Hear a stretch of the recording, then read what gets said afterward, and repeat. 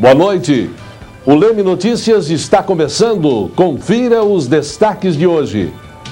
Secretários de Segurança dos Estados se reúnem em Belo Horizonte. Nossa Caixa abrirá financiamento de imóveis para as classes média e baixa. Escolas públicas retomaram as aulas no dia de hoje, iniciando o segundo semestre. Sem Terra continua invadindo propriedades no interior de Pernambuco. Segunda-feira, 28 de julho, Dia do Agricultor. Estas e outras notícias você acompanha logo após o intervalo. Não saia daí.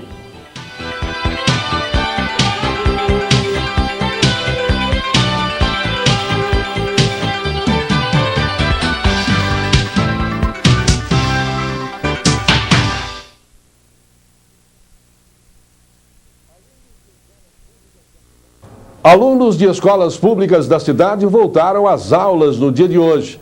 Depois do descanso das férias e com as baterias recarregadas, todos voltaram para este segundo semestre. Na escola Júlia Rodrigues Leme, a volta às aulas foi normal. Nas paredes, cartazes de boas-vindas aos alunos, bexigas e uma nova decoração no palco. Na hora do intervalo, o encontro com os amigos e brincadeiras recreativas. Na sala de aula, as matérias seguem em ritmo final. Agora é hora de deixar as férias de lado e pensar em passar de ano. Quem não está bem no boletim, ainda dá tempo de recuperar as notas. Eu viajei para São Paulo, eu fui pro shopping, fui pro cinema, vi umas coisas. O que você espera agora no segundo semestre? Que eu vou bem e passo de ano. Espero que eu vou bem, né? Pra não passar e não ficar reprovando de ano. Brinquei bastante, eu viajei para São Paulo, eu fui pro Hopi Hari, fui pro churrasco, pro aniversário, fui em muitos lugares. Eu espero passar de ano e ir reto pro caminho certo. E para começar o segundo semestre a todo vapor, esta classe ensaiou uma música de boas-vindas.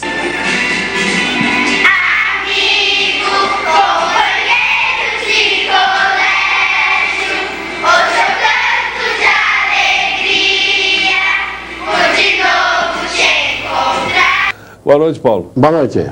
Antigamente as férias eram regulamentadas julho inteiro, né? Agora me parece que houve aí algumas mudanças, a criançada voltou mais cedo. Voltou mais cedo, as férias estão sendo diminuídas. No nosso tempo, realmente, nós tínhamos 2 períodos de férias, época de janeiro e julho, o tempo todo. Com certeza, aí o Poder Público Municipal tomou essa medida para o bem do ensino municipal. Porque estou vendo aqui que são as crianças do ensino municipal que estão voltando, não é isso? E é bom que isso tenha acontecido. A cidade ficou mais alegre, mais jovial, com a presença das crianças, dos jovens nas ruas. E fazemos votos que as crianças estudem, tragam alegria aos seus pais, passem de ano e enfrentem um novo semestre que aí está se aproximando. Roubo ocorrido na sexta-feira à noite no Alto Posto Leme, na Barra Funda. O frentista João Paulo Sequinato, de 21 anos, informou à polícia que um indivíduo desconhecido, armado de revólver e sob forte ameaça, levou R$150 em dinheiro do caixa do estabelecimento. Após a ação, o cidadão fugiu a pé. O atendente de saúde Márcio Evandro Zácaro, 31 anos, levou um susto no sábado de madrugada na Avenida 7 de Setembro. Ele contou ter sido abordado por um indivíduo com as mãos debaixo da camisa, dando a entender que estava armado. Após fazer ameaça, ele roubou o Fiat Uno 97 da vítima e desapareceu. Imediatamente foi dado parte à polícia, que minutos depois acabou encontrando o veículo abandonado na Avenida Visconde de Nova Granada. Roubo ao restaurante Redentor no quilômetro 193 da via Anhanguera. Um menor, de 17 anos, e um outro, Paulo Sérgio Guerra, 19 anos, entraram no estabelecimento por volta de 9h30 da noite de sábado. Mediante ameaça de um revólver calibre 32, eles levaram R$184 do caixa e fugiram de moto. Momentos depois, foram abordados pela polícia na Avenida Joaquim Lopes Águila e levados à cadeia pública. Os secretários de Segurança Pública dos estados reuniram-se hoje em Belo Horizonte na terceira reunião do CONSESP, o Colégio Nacional de Secretários de Segurança Pública. No encontro, foram analisadas as propostas do regimento interno do CONSESP e também do Fundo Especial de Segurança Pública dos estados. Também em estudo, a solicitação ao governo federal para que desvincule a inadimplência dos órgãos públicos estaduais do recebimento de recursos para a área da segurança. Outros assuntos como o processo de integração das polícias, crime organizado, inteligência policial também estão na pauta da reunião. Paulo, é interessante essa questão da Secretaria da Segurança, desse relacionamento de estados e governo federal. Em função de algumas inadimplências por parte do governo do estado, o federal não repassa a verba para a área de segurança. É um absurdo, hein? Absurdo. Eu acho que aí não. Aí deveria ser uma medida diversificada. Eu acho que não deveria ser de uma forma geral. Entendo que a falta de repasse traz grandes prejuízos à segurança pública. Assim, a polícia não pode mais combater o crime organizado, o crime comum. Entendo que essa reunião dos senhores secretários de segurança em Brasília foi muito boa para o bem da segurança pública, inclusive a nossa, de São Paulo. Agora, com relação a esses cortes de verbas aí, na segurança pública, quer dizer, todas as secretarias são importantes, mas se vai assim, daqui a pouco não tem dinheiro para a saúde, não tem dinheiro para nada? Educação. E não pode acontecer. Eu acho que isso não pode acontecer porque nós temos que progredir e não regredir. Tanto no ensino, na educação e como também na área da segurança. No próximo bloco você confere: Nossa Caixa anuncia financiamento para a compra da casa própria. Não saia daí, nós voltamos a seguir.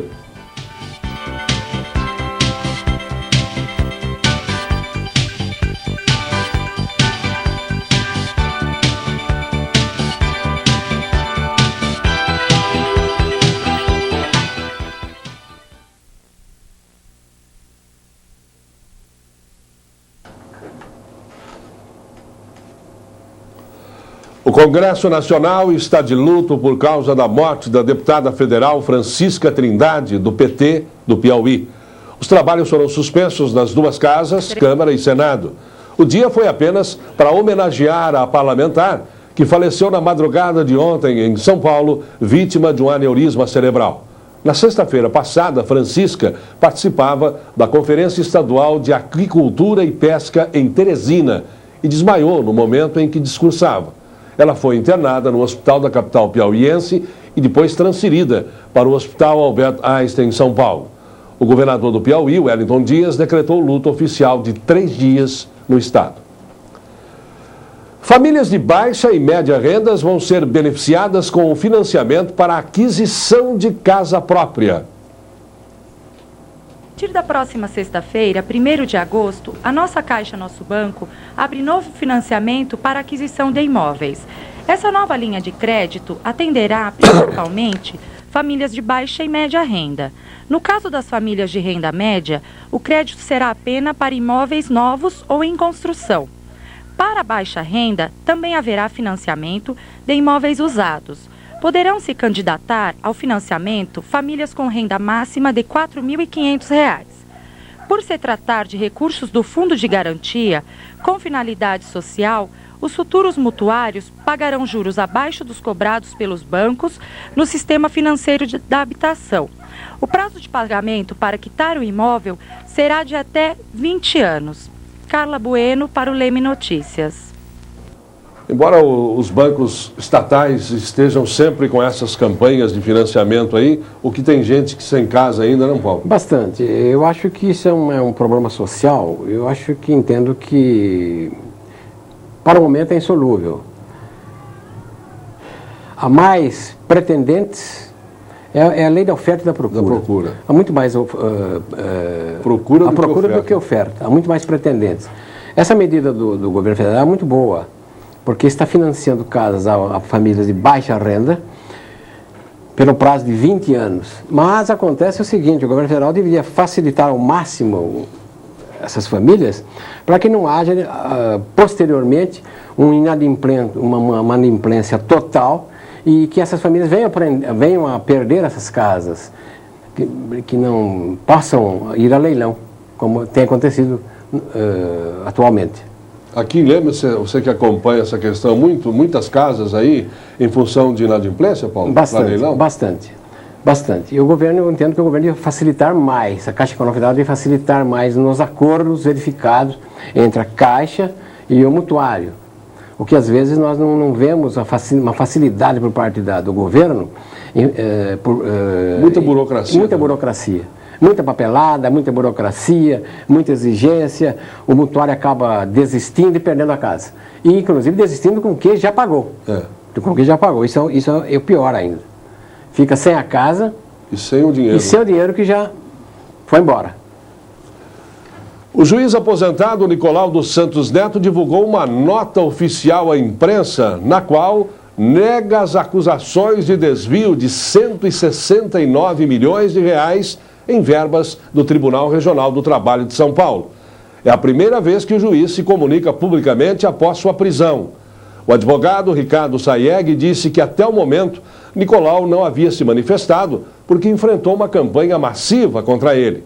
Em seu esclarecimento, o juiz Nicolau destaca, entre outras coisas, abre aspas, como é público e notório, fui acusado das práticas dos crimes de estelionato, formação de quadrilha, peculato, corrupção passiva e evasão de divisas.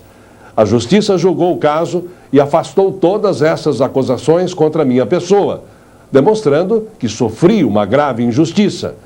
Reafirmo minha inocência e vou lutar contra a minha condenação pela suposta prática de crimes que nunca cometi, etc. e etc. Você acredita no... Isso não acredito. Não acredito. Isso não existe. Não, como você querer acreditar em Papai Noel, não existe. Esse ex-juiz é um delinquente famoso, meteu a mão no dinheiro público de 169 milhões, quando a população brasileira está morrendo de fome, vivendo de salário mínimo, nem isto. Foi agora privilegiado por estar em sua casa, saiu da prisão e agora tem a coragem de vir a público, pelos jornais, pela imprensa, pela mídia, fazer acusações, afirmações, ainda digo, afirmações antipáticas a respeito da sua situação. Este homem deveria ter permanecido na prisão. Outra medida que o governo devia fazer, tirar todo o dinheiro desse juiz. Porque se você afasta do delinquente, do ladrão, como é o caso do juiz Nicolau, o dinheiro que ele roubou, tem certeza que ele não vai voltar mais a delinquir. Acontece que isso não aconteceu no Brasil, para ninguém não vai acontecer. E ele alega também hoje em esse depoimento foi feito com uma nota oficial entregue à imprensa, porque ele também, apesar de estar doente e estar na prisão domiciliar, ele destacou que não gostaria de dar uma entrevista, porque aí seriam deturpadas as suas palavras ou coisa parecida. Então, com o documento lavado... Eu não acredito, porque, veja bem, o que ele apresentou através do atestado médico ao juiz, incontinência urinária, isso não é grave. Isso não é grave. Ele tem um bom advogado, né? Eu dou parabéns ao advogado desse homem. Não é grave. Está lá em sua casa porque tem incontinência urinária. Não é nada de morte, não é nada de excepcional. Esse homem devia voltar para a cadeia. Você vai ver daqui a pouco os principais acontecimentos do esporte amador com o professor Fábio Leme. Fique ligado, nós voltamos em seguida.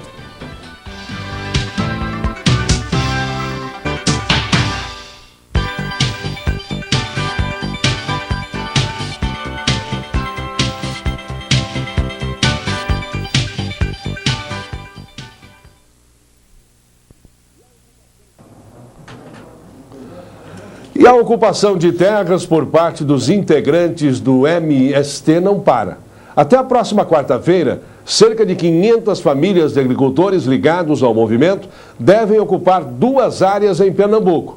Provavelmente no Agreste e Mata Sul, segundo o presidente do movimento, Jaime Amorim. Durante o fim de semana, 2 fazendas a pouco mais de 100 quilômetros de Recife foram invadidas por cerca de 540 famílias. As ocupações foram pacíficas. As fazendas teriam cerca de 1.050 e 1.600 hectares, respectivamente, e de áreas improdutivas, completou Jaime Amorim. E o MST já avisou, depois de Pernambuco começam as invasões no Rio Grande do Sul, Paulo. Isso não pode acontecer, isso é uma vergonha nacional. Eu entendo que isso precisa acabar imediatamente, o governo precisa ser mais drástico, mais enérgico, acabar com essas invasões, ou seja, de terras produtivas ou improdutivas. Porque quem compra a sua terra torna-se proprietário da terra. Não é justo que venha um cidadão estranho e invada a sua casa, alegando que não tem casa, ele que vai trabalhar e compra a sua casa. Invada a sua terra, vai trabalhar, como todos trabalharam. Aqueles que compraram, trabalharam. Isso não é certo. Eu entendo também o seguinte, que o ministro da Reforma Agrária está dando muita colher de chá a esse pessoal. Inclusive, nós estamos vendo pelas televisões, pela mídia, que o Lula está atendendo o pessoal, inclusive usando o chapeuzinho do MST. Isso precisa acabar. Isso é um sinal de apoio... Um sinal de apoio explícito a esse movimento ilegal. A umidade persiste e o céu fica nublado, sem chuva no sul e leste de São Paulo. Nas outras áreas tem sol e nebulosidade variável. Confira agora como vai ficar o dia amanhã em Leme.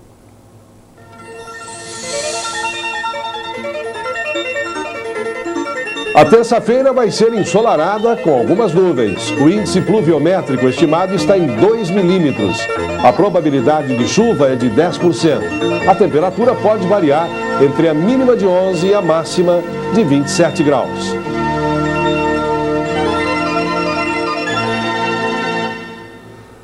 Os principais acontecimentos esportivos verificados no final de semana você vai acompanhar agora com o professor Fábio Leme. Boa noite, Fábio.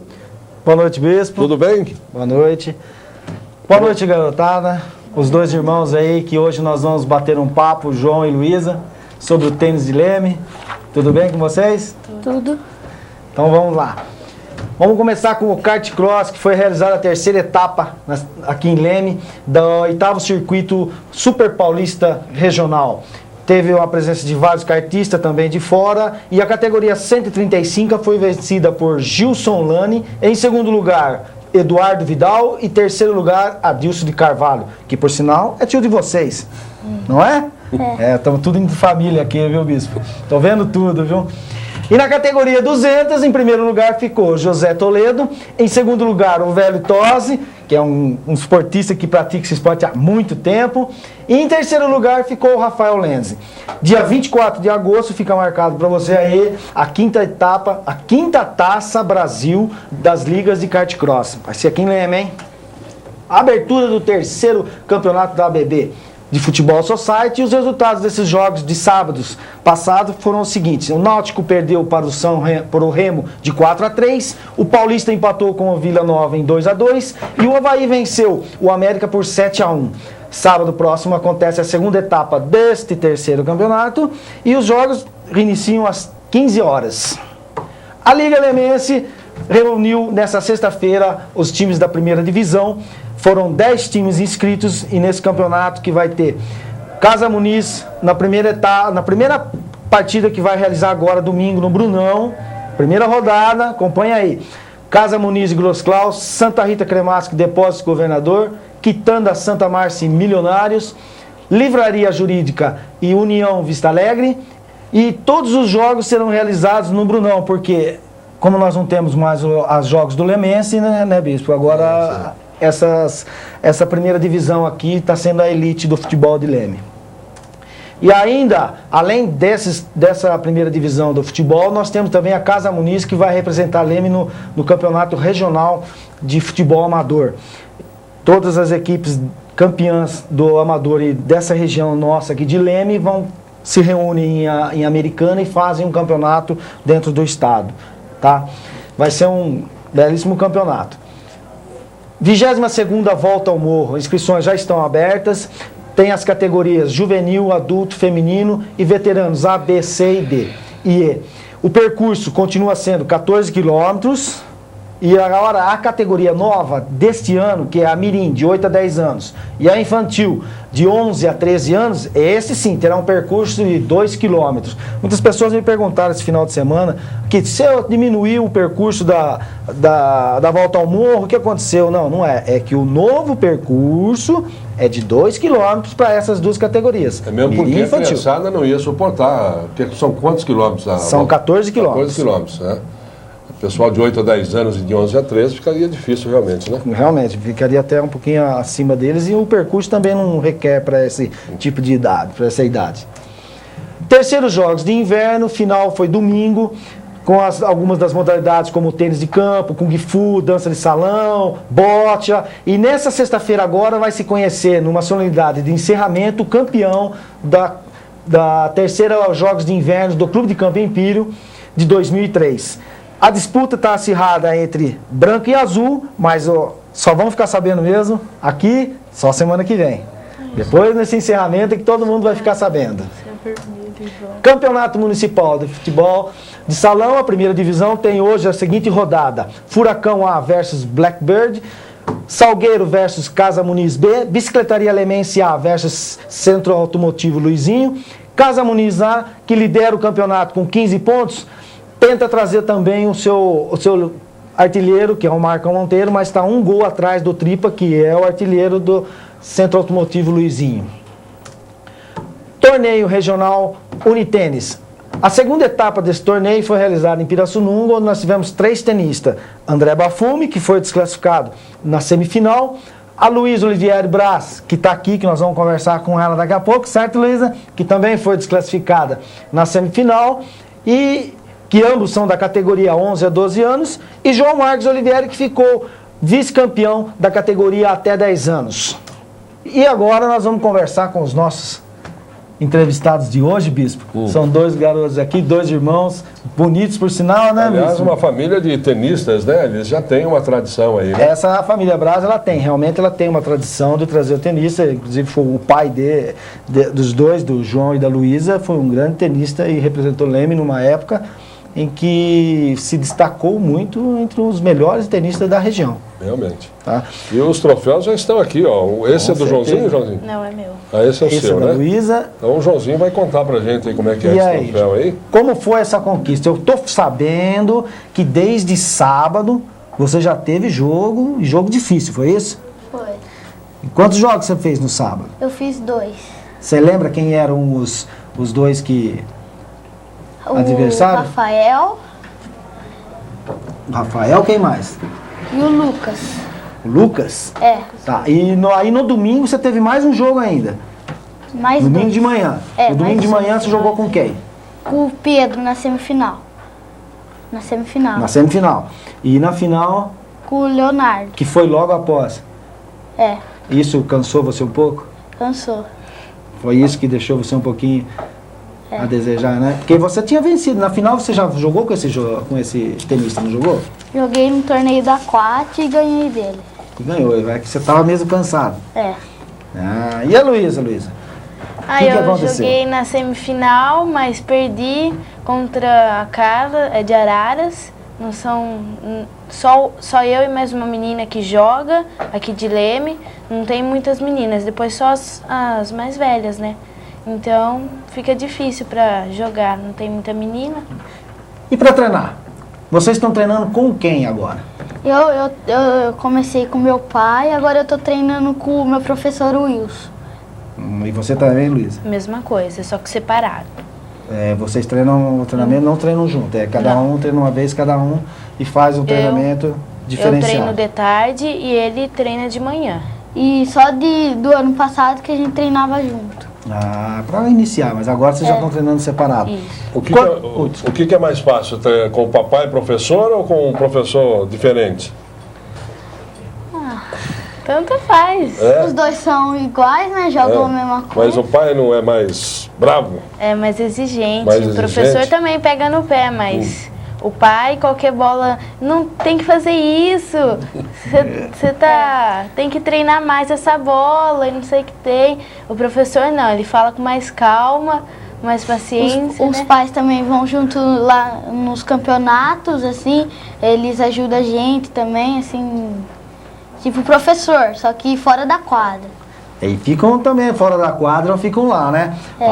Falando. Olha com isso, toma conta daquilo. Cuidado ali, joga aqui, paralela, diagonal, cruza. Não é assim que acontece? É. É. É o troféu do Joãozinho aí. Esse é o troféu conquistado ontem, né? É. Ontem. O jogo foi aonde lá em Pirassununga? Você se lembra? Winner Tênis. Winner Tênis. Winner Tênis. É uma escola de tênis lá, não é? Não, uma academia. Academia de tênis. É. Que tem professor também que dá aula. Isso. Há quanto tempo faz que vocês estão jogando, que vocês estão treinando, mas treinando pra valer mesmo? Há 2 anos. Há 2 anos? É. E a intenção sua, qual é agora, Luísa? É jogar até ficar bem velho. Mas vocês querem fazer um campeonato todinho da Unitênis. Porque esse campeonato, Bispo, da Unitênis, ele veio, pode-se dizer que em boa hora. É um campeonato que, você está vendo que mexe com essa garotada, mexe com um nível de tênis pode-se dizer assim, ele está começando a cativar toda a nossa região dentro desse tênis e trouxe para o tênis regional aqui um passo a mais para a disputa de uma federação, para a chance de você disputar uma federação. Porque é um campeonato onde todos têm condições, todos têm nível, visto que o João ganhou do seu adversário aqui no Quite e perdeu lá em Pirassununga. Ele já tinha jogado comigo, ele tinha ganhado, aí veio aqui no Daquate eu ganhei dele e agora eu perdi dele. Então, eu joguei 3 vezes com ele. Então é um campeonato que está realmente, ele não está disparando aquele atleta, não, ele está elevando todos os atletas a um nível bem... Olha, estou gostando desse campeonato, vocês também estão participando muito bem dele, estou acompanhando vocês. Nós aqui estamos acompanhando vocês estão de parabéns. Você, Luísa, como uma das meninas que jogam tênis aqui em Leme, realmente você, olha, tá de parabéns porque a gente tem que elevar ao lado feminino aqui também. Tá? Qual é o seu ídolo, Luísa, no tênis? Ou sua ídola? Acho que o Guga, né? O Guga é de todos? O seu também, Joãozinho? O Guga é Leighton Hewitt. Ah, é? Gosta dele também, do jogo dele, né? Eu gosto do Guga dele. por ser brasileiro, né? Por ser brasileiro e jogar pelo Brasil. Só por causa disso? E também porque ele joga bem, né? Então tá bom. O que você mais gosta no Guga? Qual é a jogada que você mais... Acho que é... O fundo de quadra? É o fundo, né? Ele bate bem. Bate forte. Bate forte. E aquele que ele faz lá, vocês também fazem isso ou não? Faz. Vocês Por que faz isso aí, Joãozinho? Porque solta do pulmão, né? Força que bate, assim. Dentro do jogo, assim, João, qual é a bola que você mais gosta, assim? Qual a bola que você mais gosta de bater? Da cruzada de direita. E você, Luísa? Bater no fundo e forte, pra pessoa se complicar, dar balão, assim, nela pra se complicar. Porque às vezes tá no voleio e vem voleiar, se a gente dá um lobby assim nela, não tem como catar. Só se a pessoa correr muito. E é assim que vocês conseguem, é isso aí mesmo. Vocês são destros, os dois? Sim. Quando pega um adversário canhoto, é problema? Ele já pegou. Eu peguei no meu primeiro jogo da federação, né? Meu pai foi treinar comigo, assim. Ele falou só pra mim dar a bola na esquerda dele. Aí no primeiro jogo, né, eu peguei um canhoto. Aí azarou, teve que mudar o plano depois, tem que jogar na direita. Aí você perdeu o jogo ou não? Eu perdi. Ele deveria ter orientado você antes. Devia ter visto isso aí antes. Os pais, como seu pai, eu conheço ele, o Leão, quando ele vai nesses jogos, assim, eles procuram orientar vocês antes dos jogos? Ele orienta. Porque às vezes conhece até o adversário, então ele procura orientar vocês. Ele passa alguma orientação para vocês? Ele passa, a gente vê o jogo assim do menino ou da menina assim que tá jogando primeiro, aí ele passa assim, taca na cruzada dele que ele é mais ruim, taca na esquerda que ele erra. Ele fica orientando. Pra mim, então, que tem poucas meninas, eu já conheço todas que eu vou jogar contra. Então, Luísa, joga na esquerda dela que ela bate muito ruim. Igual a menina que eu joguei em Pirassununga, o saques dela é muito forte. Então tinha que ficar meio bem para trás assim da linha para poder pegar, porque pinga naquela velocidade que você tem que tá na velocidade da bola também, porque senão você perdeu o ponto. Para fazer uma bela devolução, né? É. E agora me diga uma coisa, vocês estudam e treinam, certo? Qual é o período de treinamento de vocês? Quanto tempo vocês treinam? Eu treino, assim, a aula assim, que eu tenho é de quarta e sexta. Quarta eu faço meia hora e sexta 1. De você, João? Eu faço de quarta, quinta e terça. Quarta, quinta e terça. Treinando um dia a mais, então. É. Ah, e o treino de vocês é lá, onde que está sendo realizado o treino de vocês? No clube. No clube de Cavum Pico. Então, se a gente quiser acompanhar você, quiser ver o jogo de vocês, o treino de vocês, a gente vai até o clube e vocês estarão lá. Isso. É isso? E vocês falam uma coisa pra gente. Gostam do tênis? Gosto. Gosta mesmo? Gosto. Troca bastante coisas, assim, troca bastante atividade, troca bastante diversão pelo tênis? Troca. Isso é um bom sinal. Isso é um bom sinal. Que gosta, meu. Vocês têm dado muito autógrafo por aí? Não. Ainda não? E os dólares estão pingando bem aí? Só quando crescer. Quando crescer. Então já estão com Então intenção. tá bom, já estão com intenção de seguir a carreira. Mas parabéns para você, viu, Luísa? Parabéns também para o João pela conquista aí. E nós esperamos que vocês continuem aí, só mandando ver nos adversários aí. Tá bom? Tá. Então tá. Vai, Tudo certo? É isso aí, é com você. E o Leme Notícias termina aqui. A seguir você fica com o Esporte Show. Uma boa noite e até amanhã.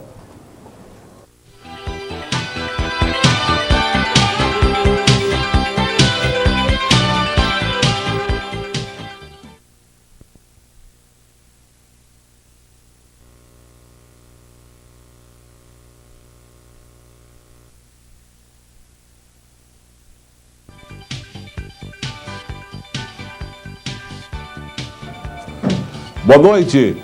O Leme Notícias começa agora e estes são os destaques. Senadores recebem dobrado, mas encerram a convocação extraordinária. Comerciantes de Araras fazem protesto para exigir mais segurança.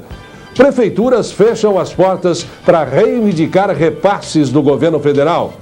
Trevo principal de Leme começa a ser reformado. Ministério da Saúde está preocupado com o crescimento da pneumonia no país. Ministro da Educação não aprova a progressão continuada no ensino fundamental. Terça-feira, 29 de julho, o Leme Notícias faz um rápido intervalo e volta em seguida com estas e outras notícias.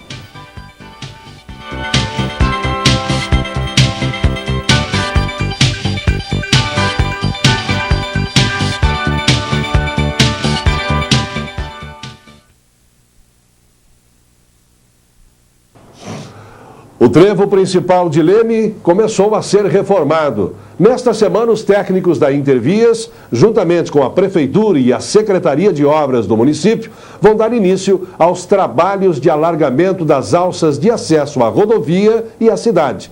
Nossa equipe esteve lá e tem mais detalhes. Os contêineres usados como escritório já foram instalados na semana passada. As aduelas, adquiridas pela Saicil, esperam desde o ano passado para serem usadas. Os funcionários da Prefeitura e da Intervias já estão demarcando o chão para posterior retirada de alguns canteiros. A realização de toda a obra só foi possível graças a uma parceria firmada entre o município e a concessionária. Todo o suporte técnico, como terraplenagem, distribuição do tráfego e a segurança para a realização das obras vão ficar por conta da Secretaria de Obras. A remoção de postes e cabos telefônicos será realizada pela Prefeitura. Já toda a obra civil, propriamente, vai ser realizada pela Intervias. Numa época de crise que atravessa todo o país, soluções criativas têm que ser adotadas para realizações de obras. Essa aqui é mais uma, exemplo da Comipem, dos PCMs. A partir da semana que vem, o trevo principal deve ser interditado. Por cerca de 35 dias, os motoristas vão ter que usar ou o trevo do Garapeiro ou o trevo Moacir Pinto. Será totalmente remodelado para que a população tenha certo acesso a Joaquim Lopes Águila sem a necessidade de fazer o retorno na rotatória de frente à Desveza. Nós vamos construir ali, certo, uma nova rotatória que vai dar acesso com muito mais segurança, com muito mais rapidez, para o fluxo o tráfego vai melhorar em muito. No lugar da atual rotatória vai ser feita uma continuação da Avenida da Saudade. A alça de acesso para quem entra na cidade sentido capital interior vai perder a curva, ou seja, vai ser construída uma via reta, saindo diretamente da Anhanguera para a cidade. E será feito também as novas alças de entrada e saída para Ribeirão, onde a população também vai sentir a segurança e a facilidade que isso vai proporcionar ao tráfego da cidade. Executada as marginais da Carlo Bonfante, que recebeu o nome de Diametral Armando Coelho, bem como essa radial agora que está sendo feita no entroncamento da Rua Juvenal Penteado, alcançando Eugênio Guerra nos fundos da faculdade, essa complementa um anel viário que vai possibilitar que a prefeitura desafogue o trevo da 29, da Armando Salles e da Padre Julião, que é sabidamente de baixa capacidade de suporte de tráfego. Além disso, os moradores da zona oeste da cidade terão mais facilidade para irem para casa ao chegarem da pista.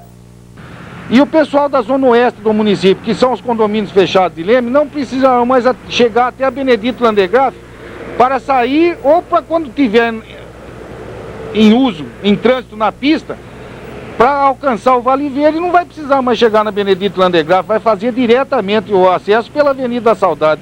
E quanto à rodoviária, existe aí algum projeto para a reforma da rodoviária? Bem, a rodoviária é um bem particular, que com essa remodelação, com certeza o empresário será chamado pelo prefeito e alguma coisa deverá acontecer naquele local, porque vai ficar, certo, muito interessante, muito bonito, muita segurança. Então eu acho que o empresário vai atender esse chamamento. O início das obras já foi marcado, semana que vem. E por se tratar de uma grande realização, ainda não existe uma previsão para a conclusão de toda a obra. Eu ainda não mantive um contato, um relacionamento estreito com o engenheiro responsável pelas obras, para ver o cronograma físico da obra. Muito bem, boa noite, Ney. Boa noite, Bispo. Me parece que agora nós teremos um trevo digno, né? Tomara. A acepção do termo, né? Tomara, porque já mexeram umas 10 vezes nesse trevo aí, foi uma macaca pior que a outra. Essa é a verdade. É o trevo mais horroroso que existe, mais perigoso que existe, acho que em todas as rodovias brasileiras. Mexe uma vez, desgraça, mexe num lado, desgraça o outro. Tomara que dessa vez dê certo. Tomara que a Intervias também não venha aí, inventa aquelas balelas que ela costuma fazer de vez em quando por aí e bagunça e tudo. Mas eu acredito no pessoal nosso e da prefeitura, certamente acho que eles vão fazer um negócio bonito. E bonito só não adianta. Precisa ser um trevo de fácil acesso, que não ofereça perigo, porque aquela coisa ridícula que você vem de Pirassununga e desce aquela ladeira lá e ainda tem que parar. Pô, você pega uma carreta com 30 toneladas aí, eu saber se o cara para ou não, pô. E infelizmente é assim, devia, pela rotatória você tem que parar mesmo para esperar o cara contornar. Mas acontece que o perigo é tão grande que devia parar quem está na rotatória. Não quem está descendo aquilo lá. Nem sempre há possibilidade de parar, né? Então, vale destacar aí que são 30 e tantos dias que o trevo vai ficar interditado e os motoristas, logicamente, terão que optar ou pelo trevo do Garapeiro ou pelo trevo Moacir Pinto. Quer dizer, a situação vai ser realmente interessante, importante, até porque, conforme a explicação aí do engenheiro Paulo Felizati, com relação aos moradores lá dos condomínios, né, que também não precisarão mais adentrar ali a Benedito Landgraf, aquela coisa toda, para depois voltarem para os seus locais de moradia. Vai ser a coisa mais fácil, direta, né? Exato. Por volta das 23 horas do último domingo, 3 bandidos tentaram assaltar a praça de pedágio de Rio Claro, localizada no quilômetro 59 da SP-191, a rodovia Wilson Finardi, que é administrada pela Intervias, a concessionária de rodovias do interior paulista S.A. Com a chegada da Polícia Militar e da Guarda Municipal de Rio Claro e de Araras, além da Polícia Militar Rodoviária, os bandidos fugiram a pé, sem nada levar. Não houve vítimas. O plantão policial de Leme registrou ontem o furto no interior de um veículo. O fato aconteceu na rua Dorval Bácaro, no Jardim Presidente. O segurança Jurandir Santos da Silva diz que estava em casa de sua namorada e, quando saiu para ir embora, percebeu que haviam furtado o som e os alto-falantes de dentro de seu Escort, ano 85. A falta de segurança na região leste de Araras fez com que comerciantes protestassem ontem em frente à prefeitura. Segundo eles, o número de roubos tem aumentado nos últimos meses e pedem providências. Na região leste, vivem cerca de 30 mil pessoas, 1/3 da população da cidade. Segundo a prefeitura, homens da Guarda Municipal fazem o patrulhamento preventivo na região. A prefeitura espera aumentar o patrulhamento com a contratação de novos guardas, cujo concurso está em processo de realização. A GM tem 200 homens e deverá ficar com cerca de 300. É o que estava acontecendo aí há uns meses atrás, você se recorda, que nós tínhamos aqui diariamente um roubo, né, Ney? A estabelecimento comercial. Deu uma acalmada aí. E Araras, lá, os comerciantes protestaram, hein? Mas é isso mesmo que deve fazer.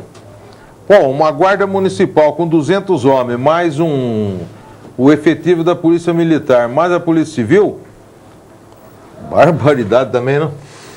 Ainda precisa contratar mais 100. Antigamente um guarda de quarteirão dava conta do recado. Hoje precisa uma parafernália. Põe um exército já para olhar. No próximo bloco você confere: prefeituras fecham as portas por falta de repasse do governo. Não saia daí, nós voltamos a seguir.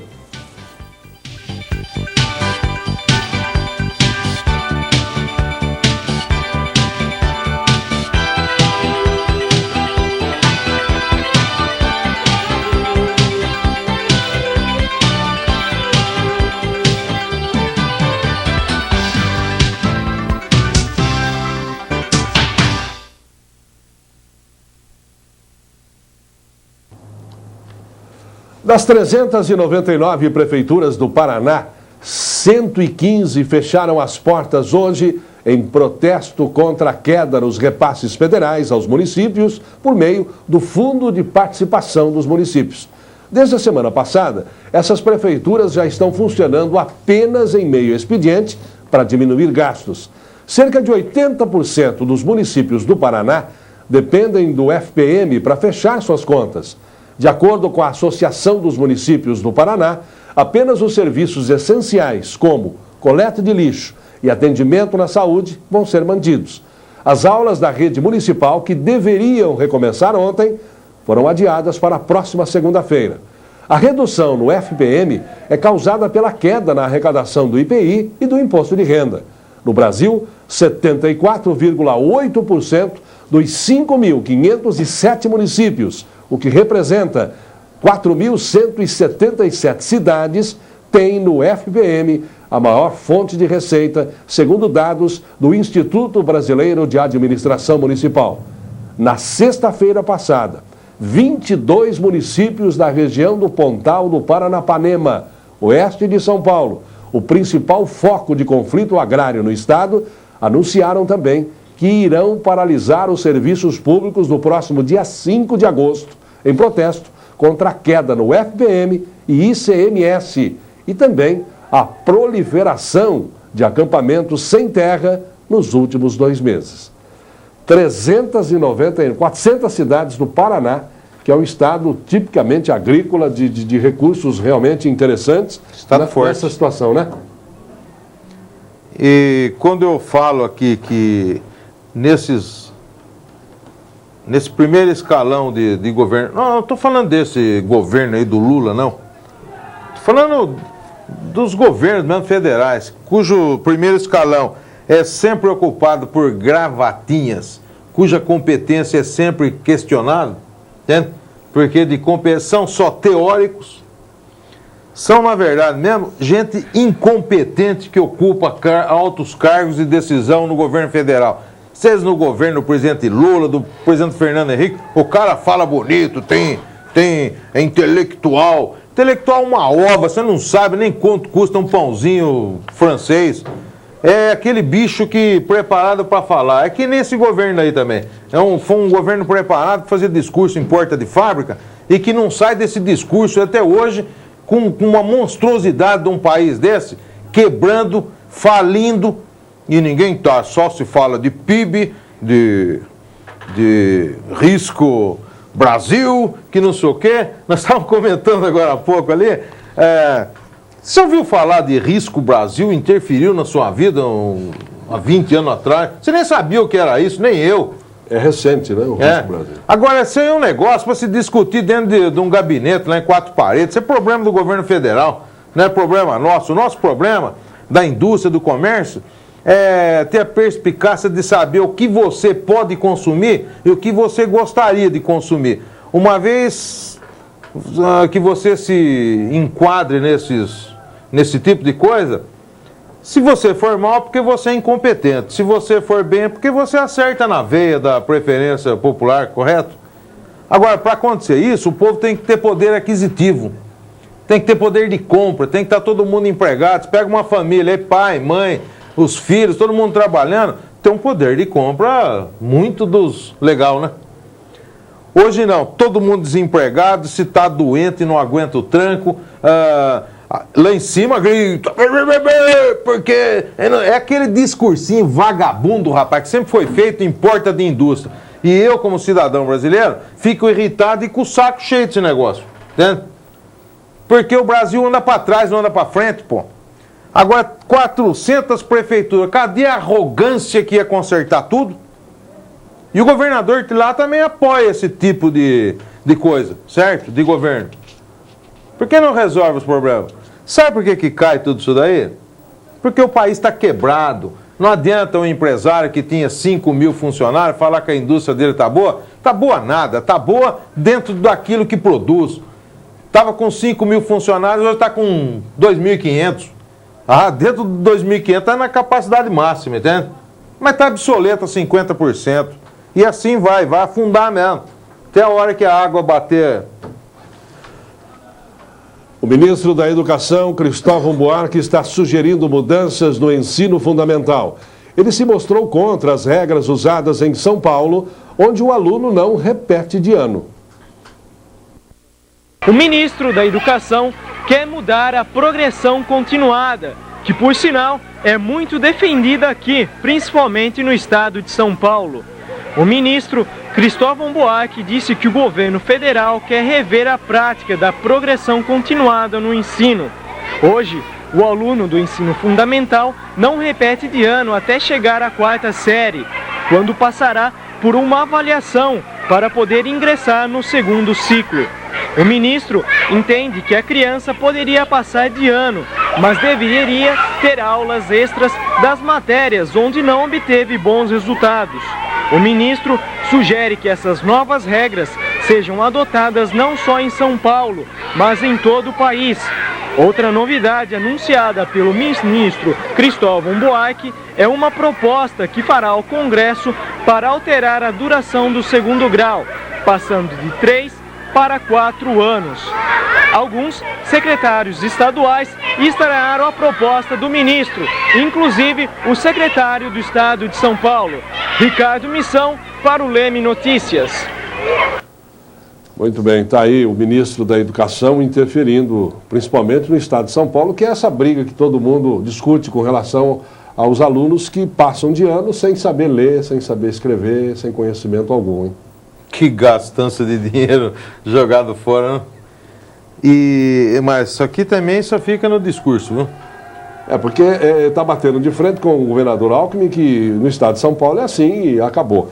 Agora, eu não sei se isso poderia ter uma força maior do Ministério da Educação para cima do estado, não sei. Você lembra quando nós éramos estudantes que era a voz corrente que o governo federal, o governo da Revolução fazia de tudo para que o povo fosse menos esclarecido, menos estudado, menos preparado para entender as coisas, lembra?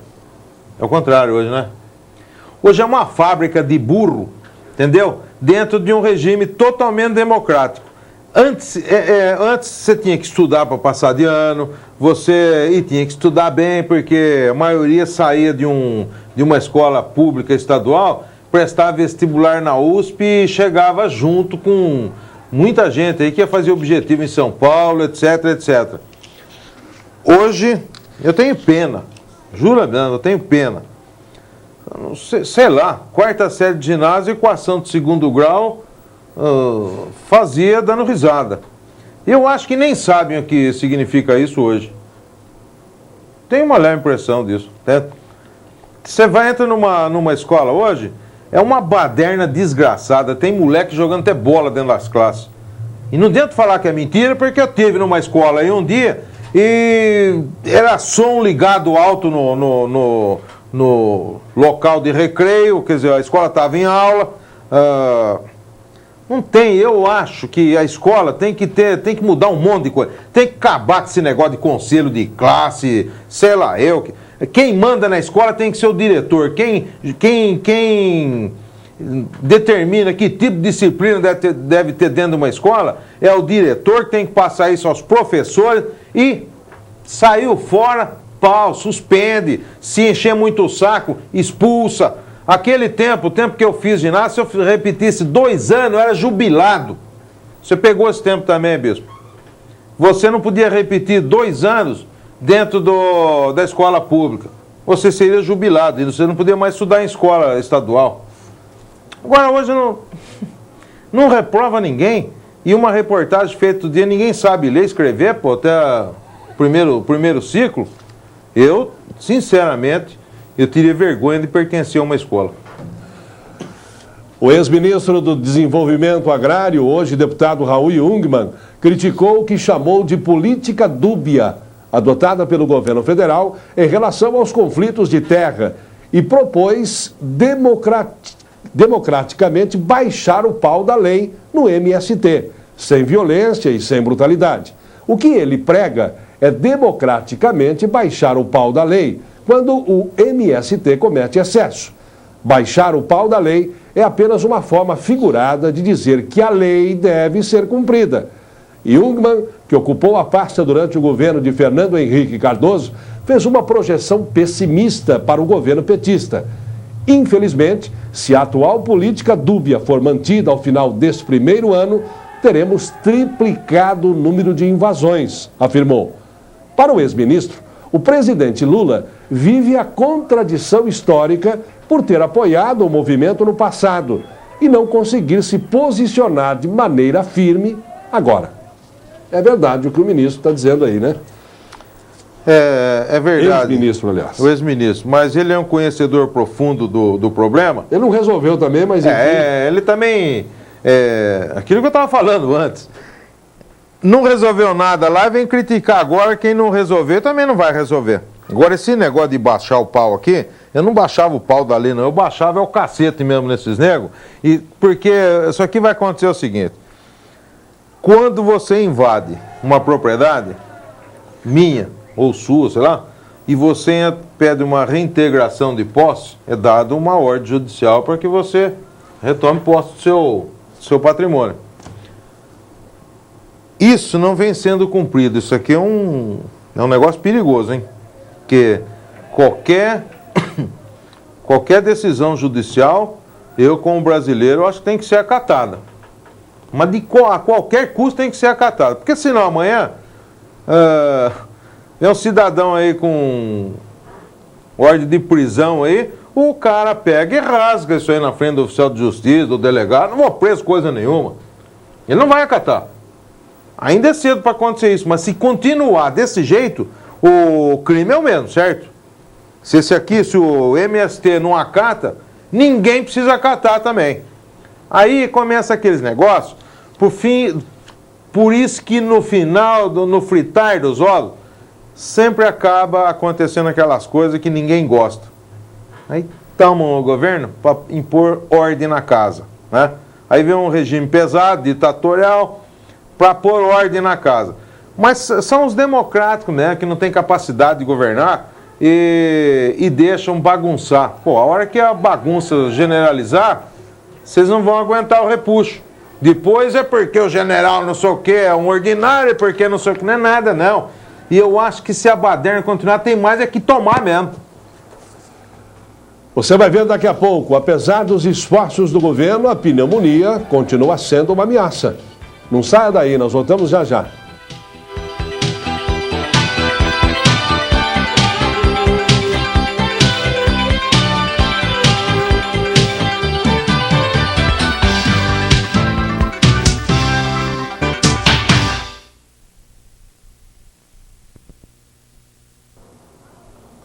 A convocação extraordinária do Senado terminou mais cedo do que na Câmara. Enquanto os deputados se preparam para começar a discutir no plenário a reforma da Previdência, os senadores decretaram extraoficialmente uma semana de recesso branco, descanso duplamente remunerado. Os parlamentares receberam 2 salários extras para trabalharem em julho. Cada senador e deputado, com exceção de um pequeno grupo de petistas, ao final do mês terão recebido R$38 mil para passarem o mês de julho em Brasília. No papel, a convocação termina apenas no dia 31 de julho. Dos 26 projetos que constavam na pauta enviada pelo presidente Luiz Inácio Lula da Silva, 19 já foram aprovados. O projeto de maior destaque, aprovado na semana passada, foi o Estatuto do Desarmamento. 38 para passar o mês em Brasília, você ia também ou não? Nossa, até por menos. Até por 10 eu iria. Isso aqui é um bando de vagabundo também, que vive a nossas custas e engana o povo violentamente, dá até cambalhota na época da eleição. Olha, rapaz, eu não consigo entender. E ainda reduzir o período, né? Agora vai para a Câmara. É outro esculacho também. Não tem nada sério. Agora vem aqui, ainda foi aprovado o Estatuto do Desarmamento. Vai desarmar a sua avó. Você não vai desarmar nunca, tá bom? Eu tenho arma, não vou, pode aprovar Estatuto do jeito que quiser. Dentro da minha casa mando eu e vai desarmar bandido.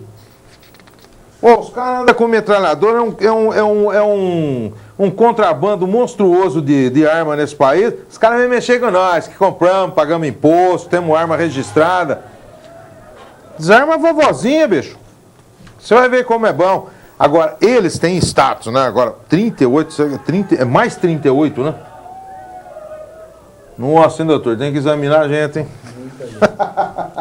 38. Meu, a mais do que ganha. Já ganha uns 38. Foi dobrado. E o país falindo, quebrando, indústria desempregando, sem faturamento, sem... É o caos. Quando você vive num país, eu comentei agora há pouco, depois os militares vêm e tomam uma desgraça dessa, você vai ter que brigar de novo. Eu já fui estudante na época da Revolução. No começo eu era meio bobinho. Eu saía gritando junto pra rua. Depois meu pai deu um cata em mim e mandou eu refletir melhor, que aquilo lá era a maior palhaçada que estava acontecendo. Que tinha que ter mão de ferro mesmo para mandar nesse país. E a mesma coisa, você vê os caras voam. Eles roubam o povo. Agora, numa situação dessa, um desemprego monstruoso de um governo aí que antes, nas eleições, na campanha dizia que ia criar 10 milhões de emprego, faz 6 meses que está lá, já criou mais 2 milhões de desempregados. 2 milhões a mais dos que já tinha, daquilo que já tinha.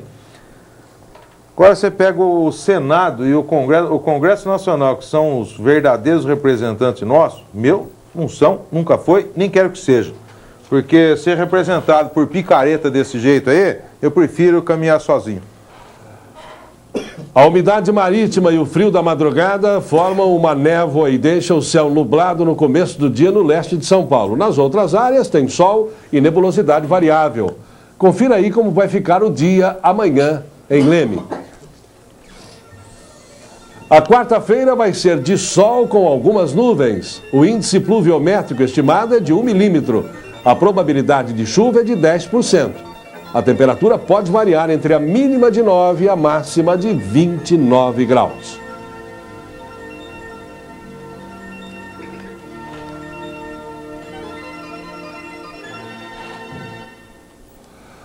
Apesar das campanhas de vacinação contra a gripe em pessoas da terceira idade, a pneumonia vem sendo a doença que mais causa internações no Brasil. Segundo o Ministério da Saúde, são realizadas mais de 790 mil internações por ano, bem à frente de doenças crônicas como câncer, diabetes, infarto e asma. Para conversar com a gente sobre este assunto, o médico pneumologista Adilson Roberto de Maria. Boa noite, doutor. Boa noite. É um número que estranhamos hoje ao depararmos com ele, hein? É um número alarmante, assustador, hein? No mínimo, né? Mas eu acho que aí nós teríamos que dividir em duas partes. Em primeiro lugar, nessa fase de inverno, a gente já discutiu isso aqui em uma edição passada. É quando falamos da meningite, Exato, as doenças respiratórias também. Então, nessa fase, a gente tem um clima mais seco, no interior nós temos a fuligem de cana, o frio, então isso tudo favorece um pouco mais as infecções respiratórias. No âmbito aí das pneumonias, o que a gente tem que esclarecer é o seguinte, principalmente nós aqui no Brasil, acho que a América Latina de modo geral, nós temos a terrível mania de nos automedicar. O que acontece? Qualquer doencinha, qualquer gripezinha, ainda que não se necessite de antibiótico, você vê muita gente na farmácia comprando antibiótico. O que acontece? Vamos dizer no português claro, queima o antibiótico. A hora que você precisa utilizar esse antibiótico, ele não vai ter ação contra a bactéria. Então, o uso indiscriminado de antibióticos provoca a falência desses tratamentos. Com isso, há um aumento de bactérias mais fortes, mais resistentes aos outros antibióticos mais novos e muito mais caros. Então, há um aumento. Esse é um fato que tem que ser bem lembrado. E um outro fator importante é que não é só a pneumonia, muitas doenças vêm aumentando. Há uma falência geral. Você vê hoje doenças venéreas aumentando, você vê casos de tuberculose aumentando, e não precisa nem se falar de casos de HIV, que nós já comentamos aqui. Então, eu acho que é um sem número de doenças que vem aumentando gradativamente.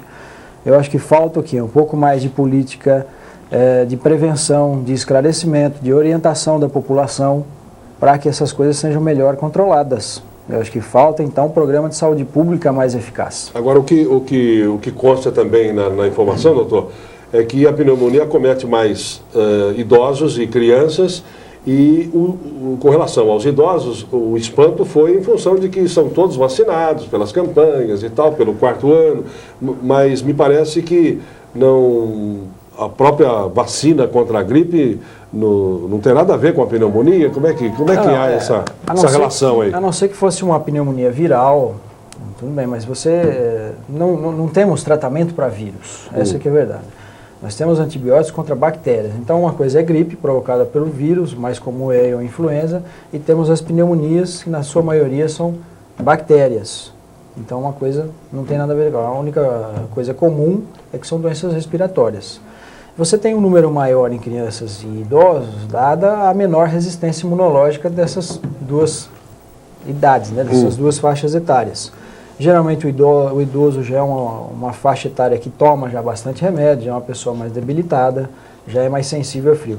E a criança, por não ter ainda seu sistema imune totalmente maturado, vamos dizer assim, também está mais vulnerável. Então há que se ter um pouquinho mais de cuidado com essas duas faixas etárias. Ora, o adulto jovem já é mais resistente por natureza. Agora, a pneumonia, ela se parece no começo com uma gripe, um pouco de febre e tal, né? As infecções respiratórias quase que se confundem no início. Tosse, febre, dor no corpo, uma expectoração, um catarrinho, dor de cabeça. Dor nas costas Dor também? nas costas. E às vezes vem uma pneumonia até grave com poucos sintomas. Você tem uma tossezinha que você nem valoriza, toma aquilo como gripe, daí uma semana está internado.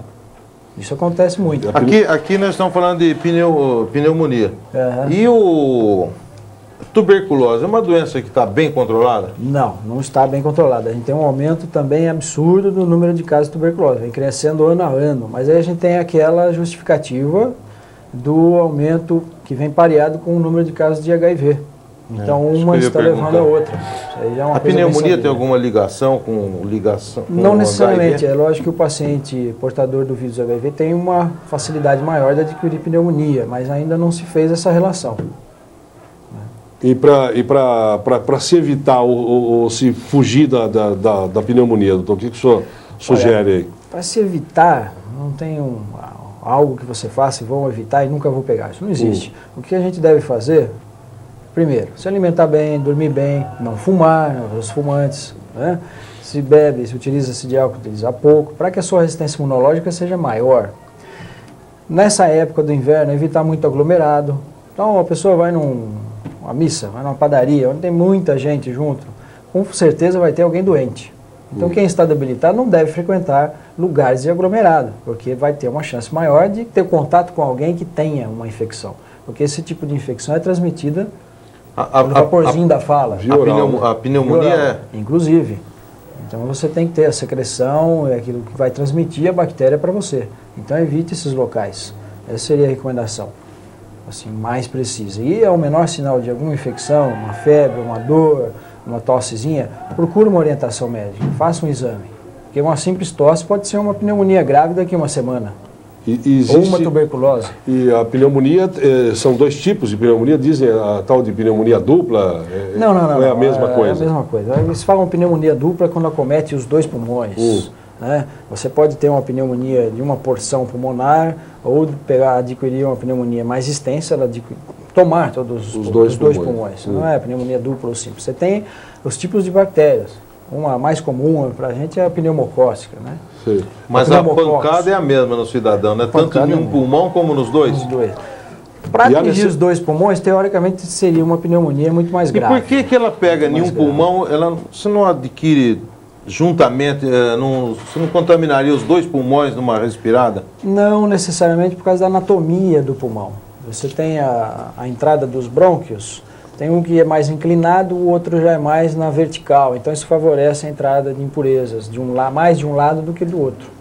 Seria mais um detalhe anatômico do pulmão, dos pulmões, do que outra coisa. E com relação à pneumonia, a cura só com internação mesmo? Não. Hoje nós temos antibióticos muito potentes. Pode ser tratado em casa? Pode ser tratado em casa, desde que diagnosticado não tem em tempo hábil. De repente você diagnostica já uma pneumonia, que já tomou todo o pulmão, a pessoa com uma insuficiência respiratória, então deve ser internada. Mas feito o diagnóstico, está em boas condições, trata-se em casa, até melhor para o paciente, para a família. Mas fica resguardado também por alguns dias ali? Fica resguardado até porque a pessoa não vai ter disposição para muita coisa. Nenhuma, né? Vai ficar num repouso relativo. Mas isso que o doutor falou antes aí de pessoas se automedicarem, isso daí todos nós conhecemos o problema. Sem dúvida. Certo? Sem dúvida. Isso daí o cidadão tem um monte de gente aí com mania, o cidadão chega na farmácia, tô com dor aqui, tô com não sei o quê. Pode ser uma pneumonia, já vem uma caixa de antibiótico. O cara dá errado, em vez de curar, alimenta, não é isso, doutor? Exato. Doença venérea é o que mais acontece isso. Tem muito, o aumento de doenças venéreas também é absurdo. O caretinha ele tá com 15 anos, ele se pela de medo de contar pro pai e pra mãe que ele tá com gonorreia lá, ou sei lá o quê, e vai correndo escondido na farmácia e compra. Quer dizer... É um perigo realmente. Não, ele vai, daí precisa... descascar que nem banana para curar, né? Fazer uma cirurgia. Dá mais trabalho, né? Então, o que o senhor recomenda é evitar a aglomeração, uma boa alimentação, não fumar, se hidratar muito bem e o menor sinal, procura atendimento médico. Muito bem. Doutor, obrigado pela presença. Eu que agradeço. Boa noite, Ney. Boa noite. Boa noite, Ney. E o Leme Notícias termina aqui. A seguir, você fica com o Esporte Show. Uma boa noite e até amanhã.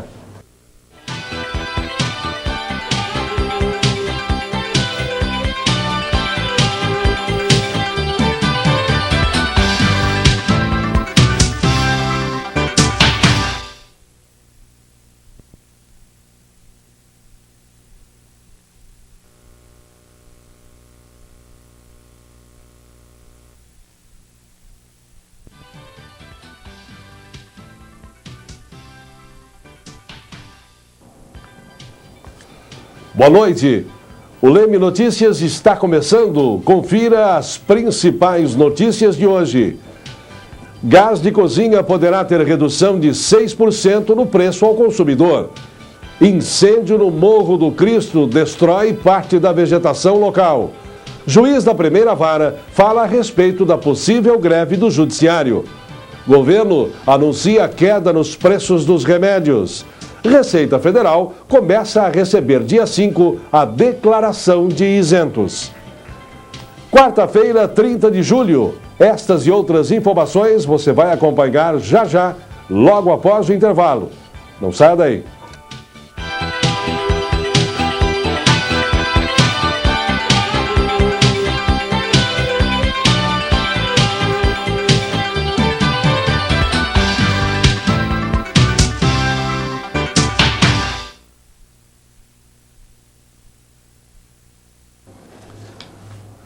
Ontem, mais uma vez, a cidade esteve frente a frente com um incêndio. E, mais uma vez, precisou recorrer ao Corpo de Bombeiros de Araras. O incêndio, por volta das 7 da noite, devastou uma grande área da vegetação que rodeia o Morro do Cristo.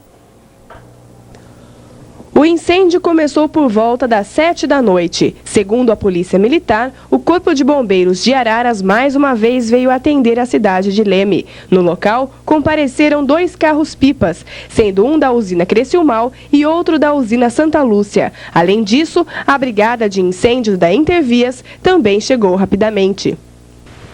Os estragos provocados pelo incêndio atingiram toda a volta do morro. A vegetação local está praticamente destruída. Algumas árvores já morreram por causa do fogo.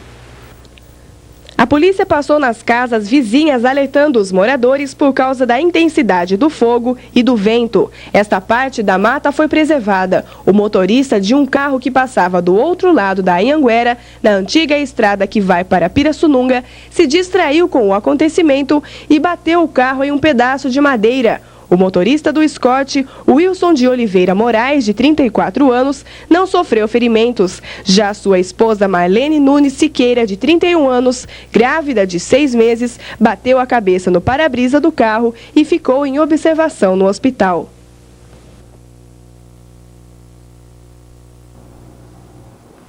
Boa noite, Paulo. Boa noite. Mais uma vez, nós precisamos recorrer ao Corpo de Bombeiros de Araras, né?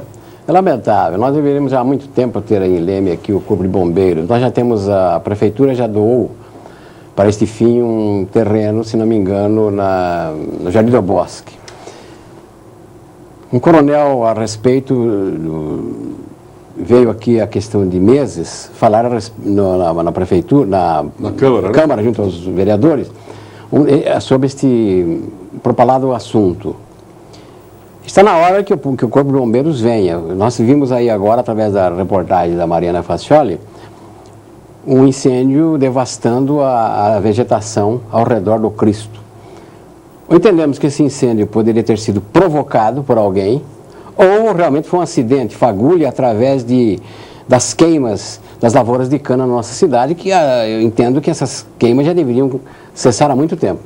Com relação a esse aspecto ainda, a polícia ainda está averiguando, investigando o que realmente aconteceu, mas, na verdade, o que foi afetado apenas vegetação. Mas um incêndio desse poderia muito bem acontecer num centro de cidade, com residências, com veículos, com pessoas principalmente. Pessoas, né? Atingindo casas, crianças, indústrias, fábricas, o que seria muito lamentável para a sociedade. Agora, o vereador Luiz Simeone Júnior e o vereador Clóvis José Tamborim estiveram, voltando ao assunto que você frisou aí, Paulo, há poucos meses atrás, no comando do Corpo de Bombeiros do Estado de São Paulo, vendo a possibilidade de que nós tivéssemos aqui alguma coisa do Corpo de Bombeiros. E houve naquela oportunidade um entendimento de que a Prefeitura entraria com um chassi de um determinado caminhão, o Corpo de Bombeiros instalariam todos os equipamentos, a própria sede da Guarda Municipal serviria como quartel do Corpo de Bombeiros, enfim. Me parece que essa coisa mudou. Isso parece que já não é mais possível. Então, amanhã, nós estamos contactando, parece que vamos receber aqui o vereador Luiz Simeone Júnior, que vai contar a nova fase com relação à presença ou não do Corpo de Bombeiros em nossa cidade. Outro problema que eu vejo aí, cruciante, é a falta d'água. O bombeiro vai precisar de água constantemente. Ou aí a prefeitura teria que rever a sua estrutura de água, ou instituir somente para o Corpo de Bombeiro, futuramente, eventualmente um Corpo de Bombeiro futuro, um poço artesiano. Para abastecer só o bombeiro. Para abastecer só o Corpo de Bombeiros. Furto verificado na Igreja Batista do Caminho, na Rua Santa Cecília, no Jardim Joana.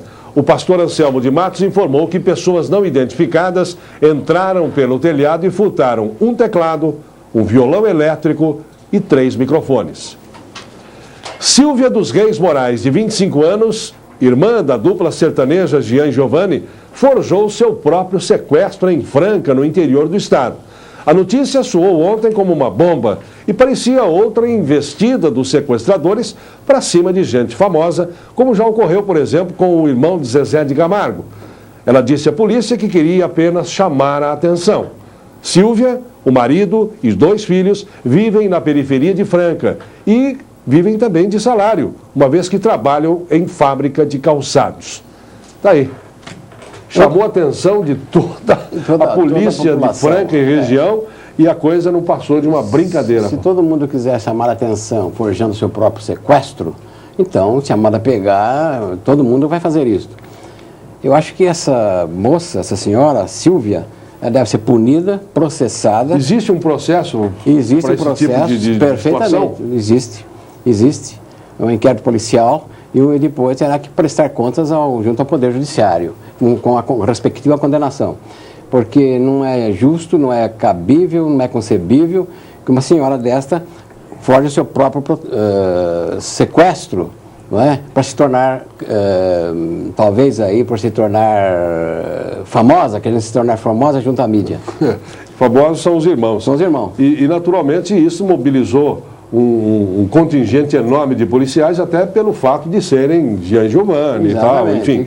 E tudo não passar de uma brincadeira. Uma brincadeira, e com isso a população fica sem o policiamento devido para dar atendimento a esta falsária de seu próprio sequestro. No próximo bloco você confere. Declaração de isentos deve ser entregue a partir do dia 5. Não saia daí, nós voltamos a seguir.